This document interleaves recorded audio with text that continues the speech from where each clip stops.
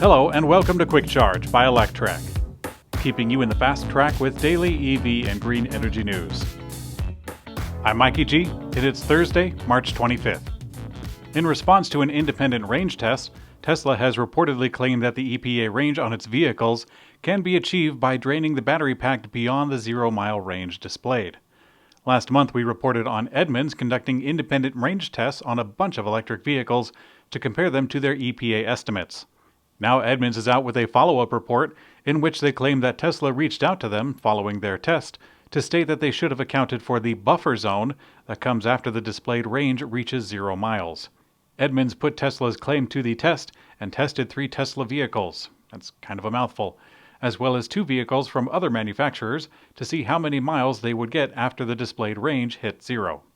Performed at 65 miles per hour, a Tesla Model Y Performance ran an additional 10 miles after reaching 0, and the Model 3 long range went as far as 22 additional miles. Edmunds says that Tesla engineers told them that, quote, the buffer cannot be defined exactly to a number every time. It will change based on external conditions, driving profile, etc. PepsiCo says that it is expecting 15 Tesla semi-electric trucks by the end of this year, giving us a better insight into Tesla's plan to produce and deliver the electric truck. The Tesla Semi program has been delayed several times, but it looks like the automaker is finally preparing to start production and deliveries. It's unclear what kind of volume Tesla will achieve with the truck program this year, but today PepsiCo issued an update on the project saying, quote, 15 Tesla semis are expected to be added to the fleet by the end of 2021. Now, Tesla has had many customers who place large deposits to reserve their trucks, but they weren't communicated clear timelines for deliveries. We're not even sure of the specs at this point. Tesla is expected to update the specs of the Semi when unveiling the production version, happening very soon. Tesla is due to unveil the updated version of its Cybertruck, and Elon Musk decided to give a small teaser. The automaker unveiled it back in November of 2019, but the vehicle wasn't expected to enter production until late of 2021. Over the last year, since the unveiling and leading up to the start of production, Tesla has been modifying the truck. And today the CEO was asked to tease something about the updated version, and he responded, quote, there will be no handles. The original Cybertruck prototype was equipped with the same door handles found on the original Model S. When driving, they stay flush to the vehicle's body, but they present themselves when someone with a key approaches the vehicle, or you can push them in, and the vehicle will unlock. It's unclear what Tesla is planning to do instead, but the automaker has been working on self-opening and closing doors since the Model X back in 2015. Perhaps a resurgence of this simple feature is on the horizon. Tesla has increased the price of the 2 cheapest trims of the Model 3, the automaker's third price change in just 2 months. Last month, Tesla made several changes to the Model 3 and Y prices, and then again earlier this month. And now Tesla is at it once again, increasing the price of the Model 3 $500 on the least expensive options. The Tesla Model 3 Standard Range Plus went from $37,490 to $37,990. The Tesla Model 3 Long Range All-Wheel Drive went from $46,490 to $46,990. This is a strange teeter-totter of pricing. If we combine the price changes, the cost of the Model 3 Standard Range Plus, the cheapest one, has increased by $1,000 since last month, putting it back to the original price that it was before the February price decrease. Tesla usually doesn't explain the price changes, and the automaker doesn't even respond to press inquiries anymore, so we're kind of left to guess. Porsche is currently finalizing plans for its next-generation 718 Cayman and Boxster, but the automaker admits to being undecided about whether or not to make them electric.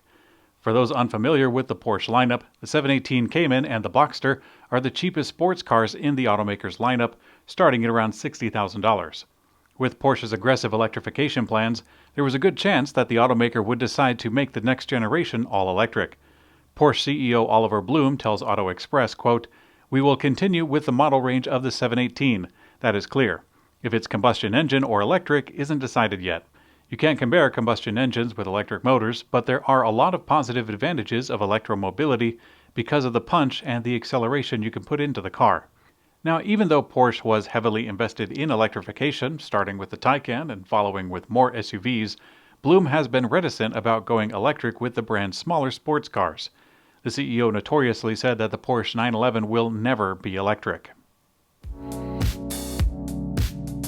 Electrified powertrain manufacturer Cummins has unveiled the first fully operational vehicle-to-grid school buses.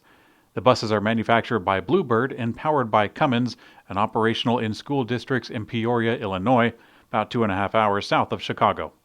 This is the first time that vehicle-to-grid technology has moved beyond pilot phase and into a commercial production and operation product, at least for the school bus market. The vehicle-to-grid technology enables an EV's stored battery energy to be exported back into the electrical grid. As a result, an electric school bus can now operate as a power source, providing energy in the event of an outage. According to the specs on Bluebird's website, the school buses come with a 155 kilowatt-hour battery capacity, and if you're curious, depending on the terrain and driving habits, can get a range of up to 120 miles on a single charge. U.S. energy company Con Edison has announced the development of the country's first fully electric bucket truck. Its partnership with manufacturers Lion Electric and Posse Plus will deliver the zero-emission utility vehicle truck next year. As a symbol of electric work, it is now the latest heavy-duty vehicle to see an electrified revamp. Per Con Edison's press release, the electric bucket truck will be the first of its kind on U.S. roads when Con Edison takes possession in early of 2022. This Class 8 electric bucket truck will be capable of traveling an estimated 130 miles on a charge. Furthermore, the trucks will be able to replenish their batteries in about 8 hours using a Level 2 charger. Electric grids are bound to see major overhauls and expansion as the world shifts towards electric vehicles. As part of Con Edison's clean energy commitment, it has set a goal of supplying 100% clean electricity by the year 2040. We're now seeing the U.S. debut of the premium-level X-Shore Alex 8000 electric boat. First unveiled in Europe in 2019, the Swedish-made Alex 8000 is an all-electric boat designed for day trips on the water. The X-Shore Alex 8000 weighs 5,730 pounds and measures 26.2 feet in length. The boat features a 225 kilowatt motor and reaches a peak of 35 knots. Starting at $329,000, the company expects to send 20 to 30 boats to the U.S. in the third quarter of 2020, with each one built in Sweden according to their customers' desires. And in Electrek's Green Energy Brief, Con Edison is in the news again, training residents of New York City Housing Authority developments to become solar technician apprentices so that they can install solar panels on building rooftops. It's a new program, so there's currently just 12 newly trained solar installers working at the moment. The project is financed by clean energy investment from the company SunWealth.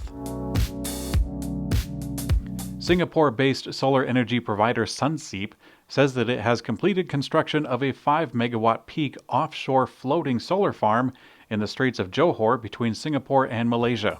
It's one of the world's largest floating solar farms on seawater. Utilizing a total of 13,312 panels, 40 inverters, and 30,000 floats, it's estimated to produce 6,022,500 kilowatt hours of energy per year. Thanks for watching Quick Charge by Electrek. We also have an audio version on your favorite podcast player. I'm Mikey G, and I hope you have a great day.